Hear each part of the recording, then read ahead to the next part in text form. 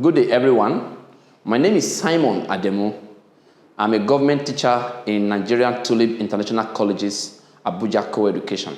Today, we'll be looking at government past questions in JAMB and specifically for the year 2002.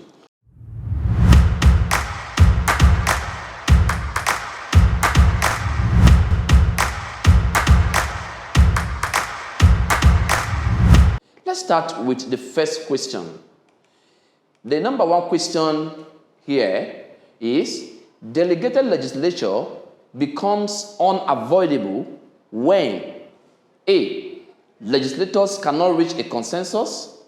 Is it when issues under consideration become personal? Is it when issues under consideration are seen to be technical? Or when legislators have to proceed on a recess? The answer is C. Delegated legislature becomes unavoidable when issues under consideration become very technical. Number two, one major disadvantage of public opinion is that A, the critics of government policies are always harassed. B, a vocal minority claims to represent the majority. C, is it when gossip and rumors thrive? And option D, leaders are unnecessarily criticized. When do we say that a major disadvantage of public opinion is? The answer is B. The disadvantage or a major disadvantage of public opinion is that a vocal minority, who are few, always seems to claim that they are representing the interest of the majority. Now, number three, citizenship in a modern state expresses the status of a person who possesses, option A, full political rights, some religious rights, social rights only, and option D, exclusive economic rights. Citizenship in a modern state expresses the status of a person who possesses what? The answer to that question is option A. The answer is option A. When a citizen is seen to have full political right, such a citizen in a modern state expresses the status of being an absolute citizen. Number 4. Question number 4, we have it under the topic forms of government. And the question is, communism is a system which recognizes what? Communism is a system which recognizes what? A, class stratification. Option B, the existence of the state. Option C, the existence of the individual. And option D, the ability of the individual. And we are taking option B as the answer, that communism is a system which recognizes the existence of the state, a situation whereby the state controls all factors of production. Question number 5 is, the delineation of constituencies is a major duty of who is responsible, which government agency is responsible for the delineation of constituencies? A, is it the National Assembly? B, political parties? C, Boundary Commission? And D, Electoral Commission? The answer is D. Electoral Commission is responsible for the delineation of constituency. And number 6, we have this question. Number 6, the structure of the civil service is based on, A, lateral organization, B, merit system, C, patronage system, D, hierarchical organization. What is the nature or the structure of the civil service? And the answer is option number D. Civil service is based on hierarchical organization, where you have the administrative class, the clerical class, and the manipulative class, and other structures that make up the civil service. Now, number seven question is, a common feature of a multi-party system is that government is formed by, what is the common characteristics of a multi-party system? A, the major political party, all the registered political parties, a coalition of political parties, and option D, the party with the highest votes. The answer is option C, that a common characteristics or a common feature of a multi-party system is that the government is formed by a coalition, a combination of different political parties. Number 8, the question for number 8 is, to qualify for absorption into the administrative cadre of the civil service in Nigeria, an applicant must possess what? Option A, he or she must be knowledgeable in civil service rule. B, he or she must be a holder of a first university degree. C, specifically trained in public administration. And option D, a senior civil servant. What qualifies a citizen in Nigeria to be absorbed into the administrative cadre of the Civil Service Commission? The answer is B. Such an individual must be a holder of a first university degree. Question number 9. The final interpretation of the provision of a federal constitution is vested in the dash. The final interpretation of the provisions of the federal constitution is vested in A, is it in the head of state? B, council of state? C, the highest legislative body? And option D, highest court of the land? The answer is option D. The final interpretation of the provisions of a federal constitution is vested in the highest court of the land. Is vested in the highest court of the land. Question number 10. A major issue that distinguishes pressure groups from political parties is membership drive, the objective, the voting pattern, or the ideology. The answer is B. The objective of the pressure group and the objectives of the political parties can be seen as a major and a central issue that distinguishes pressure groups from political parties. Let's look at question number 11. Question number 11. Proportional representation is a system of allocating seats in the legislature based on what? A, gender participation in politics, an area, contribution to the national economy. Option D, is it the total votes in an election?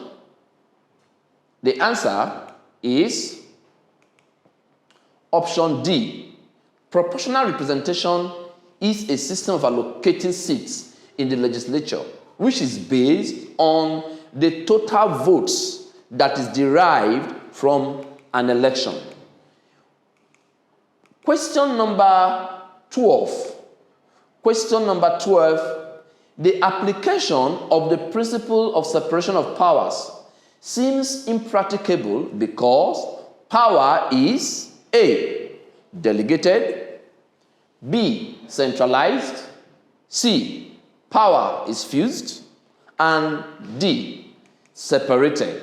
The answer is C. The application of the principle of separation of powers seems impracticable because power is fused. Power is fused or joined together. Let's look at the next question. That is question number 13. A major consequence of proportional representation is that it dash A. Reduces the chances of political instability. B. Favors the development of a two-party system. C. Discourages voting along ethnic lines. And option D. Encourages the proliferation of political parties. Let us look at the answer to that question.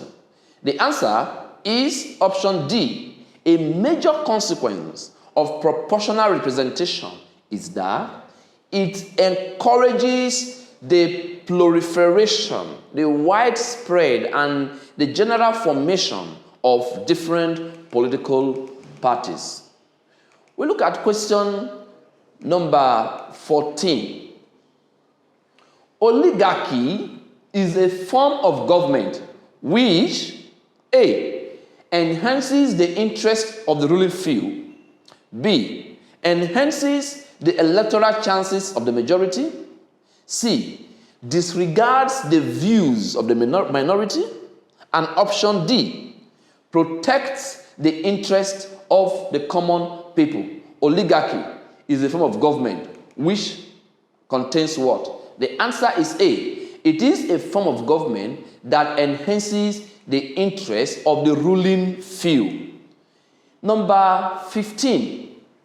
The absence of the rule of law in government will bring about what?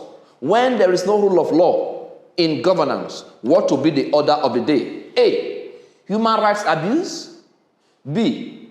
Treasonable offenses. C. Corrupt practices. D. Political apathy. The answer is A. The absence of the rule of law in government will bring about human rights abuse in different shades of it in such a country where the rule of law is not given a proper attention. We look at the next question now. And that is question number 16.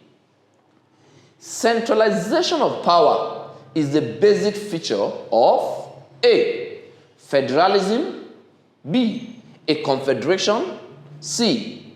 A presidential system. And option D. A unitary government. Centralization of power is the basic feature of A. Federalism. B. A confederation. C. A presidential system. And A unitary government. The answer is option D.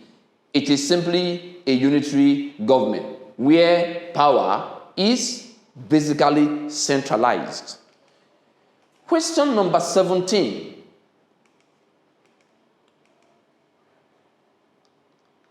A law passed by the legislature and assented by the executive is A. An act. B. A presidential proclamation. C. A decree. And option D. A legislative order. Let's look at the answer. The answer is A law passed by the legislature and assented by the executive is seen as an act, is taken as an act. Question number 18. One of the features of a sovereign state is that it A. has the capacity to defend itself from every form of external aggression. B. has a large number of soldiers. C. practices the presidential system of government. And option D. is not indebted to any other country around the world. What is our answer as a basic feature of a sovereign state? The answer is A. A sovereign state has the capacity to defend itself from every form of external aggression because it is independent, it is sovereign, and has built all security architecture to defend herself from every form of external opposition. Question number 19. A major way of maintaining confidence in the electoral process is by ensuring that a major way of maintaining confidence in the electoral process is by ensuring that A. Electoral officers are regularly trained. B. Elections are conducted in a free and fair atmosphere. Option number C. Unlimited franchise is made available. And option D. Elections are conducted as and when due. The answer is option B. A major way of maintaining confidence in the electoral process is by ensuring that elections are conducted in a free and fair atmosphere. We look at question number 20. The principle of checks and balances reinforces the separation of powers in order to. The principle of checks and balances reinforces the separation of powers in order to A. Protect the powers of the executive, make the legislature more powerful. C. Prevent an unconstitutional change in government. And option D. Prevent the emergence of a dictatorship system. The answer to this question is option D. The principle of checks and balances reinforces the separation of powers in order to prevent the emergence of dictatorship.